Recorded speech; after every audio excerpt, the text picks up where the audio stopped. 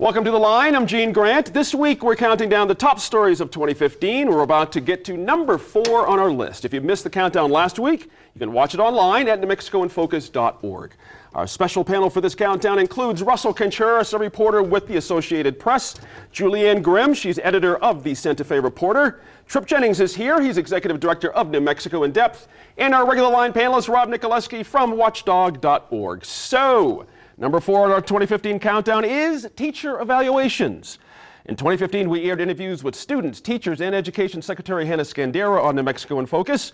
A few weeks ago, a judge issued an injunction in a case that challenged the use of student test scores and teacher evaluations. There were 2 cases, and the issue will be taken up again in the courts in the spring. And Russell, Congress also recently approved, after years of delays, a new law that replaces No Child Left Behind. How does continuing the debate on teacher evals impact the broader effort to improve our education here in New Mexico? Because 2015, we were swamped with this. You know, the testing, teachers, teacher evals, all that is off the table now. Opportunity to have another approach at this? You would think so, Yeah. but you know, in this case situation, I have to tap out because I see this.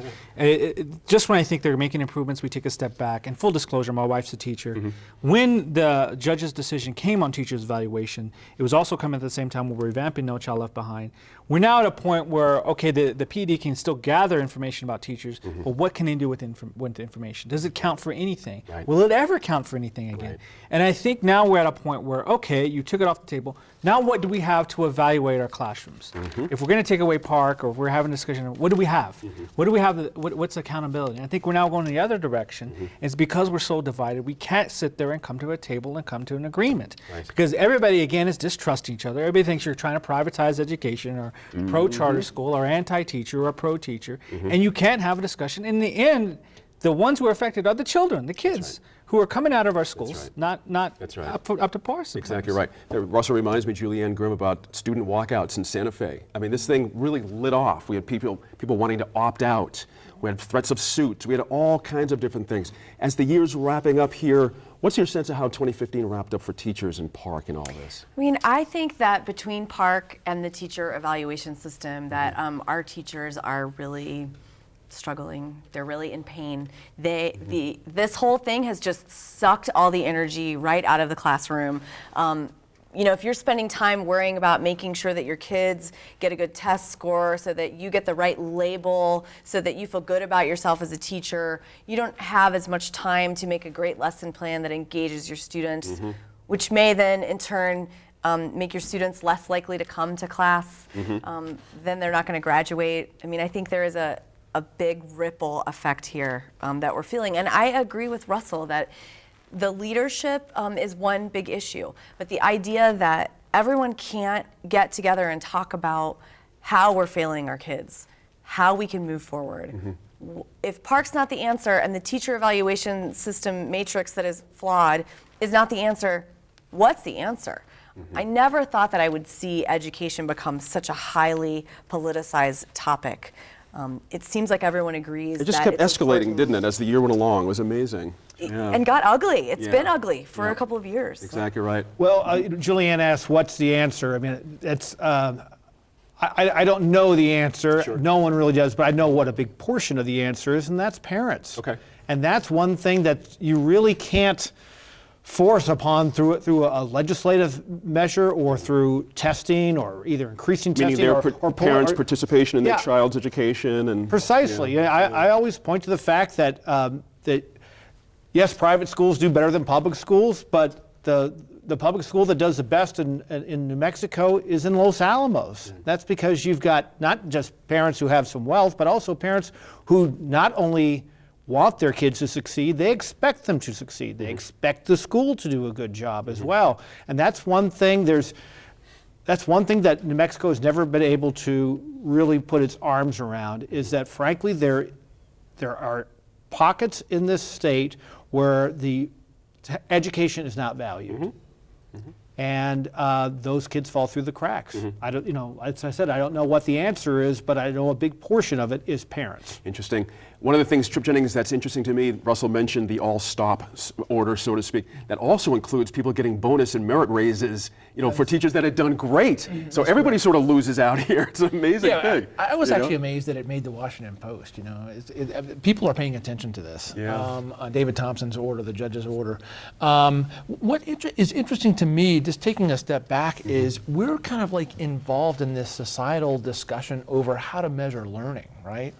And basically, what is it a data hard approach, or is it project-based learning? Is that how you do it? What's interesting too is that you had an administration that kind of had this evaluation system. They kind of put it into the system very quickly. And then there was this distrust by the teachers. They found all these errors, and all of a sudden that amped up the distrust. And so you have this situation. And that also was the judge's point, too, that you can't trust the results here and base folks' careers, basically, on something that's what's happening here. And so we have the distrust in the political conversation, but again, like Russell said, the children are affected, basically. The ones who, and yes, to what Rob is saying, at the same time, that when we talk about education, there's data that shows that parents with more education and have wealth, their children do better in school. How can we translate that into certain pockets? But there's also a resource question. There's also a resource question in these communities where there's not as much wealth, frankly. Los Alamos is a great example. I think the number of millionaires top the nation per capita, but you go down to certain parts of Albuquerque or Las Cruces or whatnot, there's not as many resources. It's an both and, not an either or. It's also PhDs per capita, too. Just one more thing. I think it would be very interesting to see a year from now when we have this discussion, because I'm sure this is going to be in the top 10 again. I agree. Is whether the teacher evaluations will still be at 50%. Because that's a good point. Because that has been a real sticking point. That's right. Just is there some movement there? Is it down to 25 or 30%? Let's see what happens in the spring. And continuing our countdown to the top stories of 2015, number 3 on our list, scandals within the Albuquerque Public Schools this year. Dr. Luis Valentino became the superintendent of APS in July, but he was gone by early October. The scandal started with a text sent by Mr. Valentino to an APS employee that he intended to send to Education Secretary Hannah Scandera. We later learned that his deputy superintendent, Jason Martinez, never completed his background check with APS and was facing felony charges related to alleged sexual assaults of a child. The scandal unfolded over several weeks this year, and we should give credit to New Mexico Political Report and reporter Joey Peters. He broke several stories that led to the resignation of Dr. Valentino. Joey Peters joined us here on New Mexico in Focus a few months ago to talk about his reporting, and we'll put up that link again to that interview on NewMexicoInFocus.org. And Trip, Dr. Luis Valentino did receive an $80,000 buyout of his contract, and it's not the first time that APS has paid out for a superintendent. But we've got, this year seemed to be about two things to me when you talk about APS. There was also the school board who was making these kinds of decisions, whether to buy out or not. Secrecy within the school board, a lot of different angles here. APS seemed to dominate right through the summer, fall, winter. Where do we stand now with APS at the end of the year? I don't even know where we stand with APS. Right. I mean, as I was following the coverage, I was like, you cannot make this stuff up. If Hollywood was writing a script, the guy sends a text to the wrong person, Don Moya, who then kind of like has filed a suit, actually, a whistleblower suit, basically calling into question Jason Martinez, who was the deputy superintendent, was then trying to maybe ink a deal with somebody he worked with in Denver, who'd been actually kind of fired for kickbacks up there or something like that. That's right. So you really have to question all the actors here, the school board. What do they see in Luis Valentino? Luis Valentino, really? Why would you text? And then you've got the questions about Hannah Scandera, and possibly, I don't know, the governor has been mentioned, I don't know what happened. But was there some political influence involving those two in Valentino hiring Jason Martinez over Don Moya? There seems to be a little bit of Don Moya kind of being upset about that. Right, interesting. Russell, the year of APS, your thought as you watch this one unfold over the year? This was, it just reminded me back to my time at the Journal in 2004 when I came to cover APS. The same things happened. It's almost the same story except different plays. It's another Shakespearean play. In this case, what I thought exploded is that it became the political fights between Martinez and teachers unions then began to play out in APS. Sometimes, and somewhat unfairly, because it was totally separate issues. Right. It was because one person spoke out who happened to be a Richardson appointee. And it took us off the focus of what happened, of less than background And it was checks. pointed out by the administration that he was a Richardson appointee. Exactly, and that you were Right. you were trying to oust a superintendent who was a very liberal and Obama supporter, and now tied to so it made no sense. What it did was highlight the lack of secrecy, but then you had to deal with personnel issues, so that they have a right to be secret. So right. I was sitting there as a reporter, not at these cases, saying, I can't believe this is happening again. Right. And after you would have 3 hours of waiting, they would come out and say, we were not going to make a decision. In the end, the superintendent Valentino left, and again, we're left with this mess. We're left with another buyout, and I think this is not the legacy. Now they're going to have to do a national search and And more money. more money. Speaking of money, a lot of folks had a hard time with even the Oh, 80,000. A really hard time with the 80,000. because Winston Brooks got a $350,000 buyout right. less than a year ago, less than a year at the time. Right. And then you go back to Brad Allison, and he got $380,000 back in 2002. So right there, you're talking, about $700,000, real money. $700,000 plus. Exactly. Yep. I said. The line I said when I appeared on this program a few months ago still holds, where that whole Valentino situation Right. makes Winston Brooks look like Winston Churchill. I mean, this thing was just a mess, and nobody looks good Let in me it. stay with you on this for a quick second. The school board. We had, Russell mentioned this, a lot of stops and starts. There were a lot of meetings they went into, came out, no decision, got to wait over the weekend. We'll do something next Wednesday. Understandable. But at some point you pull the trigger and you make something happen if you're there. But when it did, we had school board members saying, you can't judge me.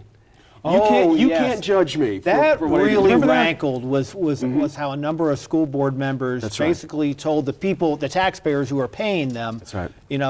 Screw you. That's right. That's right. It's only our kids, whatever, I Julia, what do think you the think? other issue that's interesting about the school board and their relationship with the superintendent, I was actually working for the Associated Press in 2002 when the Brad Allison thing happened. So I was in the hallway too for 3 hours waiting to find no announcement this week. So it does feel like deja vu all over again, to use that phrase. But what's interesting too is that the school board is faced with this new era of coziness between Scandera and perhaps even the governor and the superintendent of APS.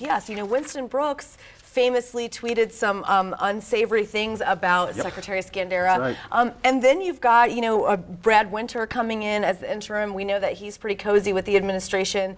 And then there are a lot of questions about this headhunting firm and, who had influence over whom. But the idea that the APS superintendent is consulting with the public education department secretary about a personnel decision, no matter what they say, that's unusual, and that is an indicator of some kind of relationship change there. And the Albuquerque School Board has to deal with that. I will say you brought up Brad Allison. He left under a clout, but he also, in his goodbye letter, compared himself to Luke Skywalker, which I will never forget. That's right. Oh my And goodness. he's a legend for that. So the force was with him, and so was the money. Exactly. Right, exactly. Tripp, this idea that there was almost a couple of recall efforts for board members. I want to stay on this for a quick second. I'm interested if all you guys think this is going to cause some kind of changes how we see, because we don't come out and vote for school board members. We don't vote. I mean, the public comes out, like 2% of us comes out. Would you anticipate a change there because of this I'm situation? going to quote my friend Russell Contreras. I would hope so. Yeah. I mean, the optimist in me would think that hopefully people pay attention to this stuff, because more public involvement can only lead to, it may cause heartburn for bureaucrats, but honestly, that's a good thing. And maybe there's been lots of talk, and Daniel Ivey Soto has come close to try to get the Constitution changed where you can change the times when people can vote, when the elections are going to be held, school board elections, and maybe that'll help boost turnout. And I think that could make a big difference too, Rob. Maybe we'll Here's the get better thing, no one seems to result. disagree with that idea, but it never seems to happen. Well, you need to get It's 3/4. interesting. You It's a need to difficulty. get 3/4 of people to sign off on it. And you got to Voters convince sign off. representatives in rural areas to say this is good, and you have board members who've Yeah. always been there for years who don't. If it's a simple majority, it passes, and it would have, but it hasn't. Interesting. I got a funny feeling you might be right on this one too. In 2016, we may be talking about Oh, yeah. get this again. Up next, brewery owner Ken Carson shares part of his personal business story and advice for entrepreneurs who want to get into food and beverage industry.